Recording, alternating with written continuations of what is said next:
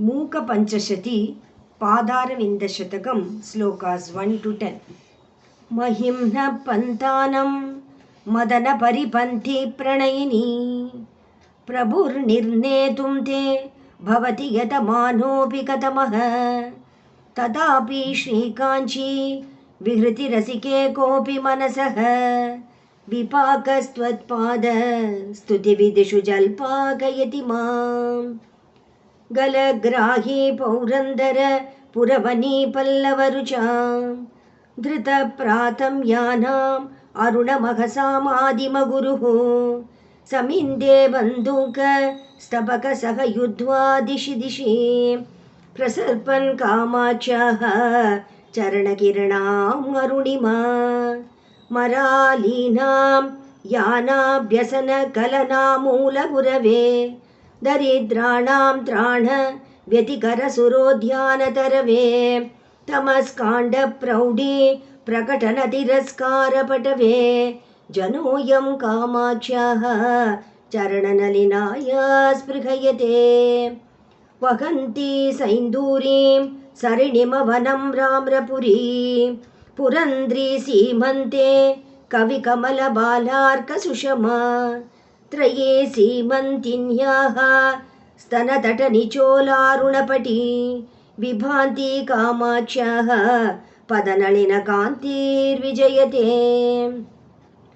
प्रणम्रीभूतस्य प्रणयकलहत्रस्तमनसः स्मरारातेश्चूडा वियति गृहमेधीः मकरः ययो सान्ध्यां कान्तिं वहति सुषमाभिश्चरणयोः तयोर्मे कामाख्याः हृदयमपतन्त्रं विहरतां ययो पीठायन्ते विबुधमुकुटीनां पटलिका ययो सौधायन्ते स्वयम् उदयभाजो भणितयः ययोर्दासायन्ते सरसिज भवाद्याश्चरणयोः तयोर्मे कामाख्याः दिनमनुवरीवर्तु हृदयं नयन्ति सङ्कोचं सरसिजरुचं दिक्परिसरे सृजन्ति लौहित्यं नखकिरणचन्द्रार्धखचिता कवीन्द्राणां हृत्कैरव विकसनोद्योगजननी स्फुरन्ति कामाख्याः चरणरुचिसन्ध्या विजयते।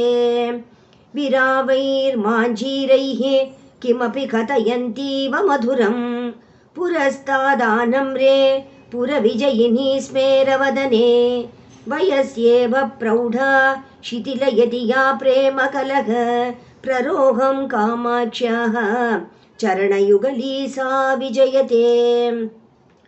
सुपर्वस्त्रीलोलालक परिचितं षट्पदकुलैः स्फुरल्लाक्षारागं तरुणतरणी ज्योतिररुणैः भृतं कान्त्याम्भोभिः विसृमरमरन्दैः सरसिजैः विदत्ते कामाख्याः चरणयुगलं बन्धुपदवीं रजसंसर्गोऽपि स्थितम् अरजसामेव हृदये परं रक्तत्वेन स्थितमपि विरक्तैकशरणम् अलभ्यं मन्दानां दददपि सदा मन्दगतितां विदत्ते कामाख्याः चरणयुगम् आश्चर्यलहरी।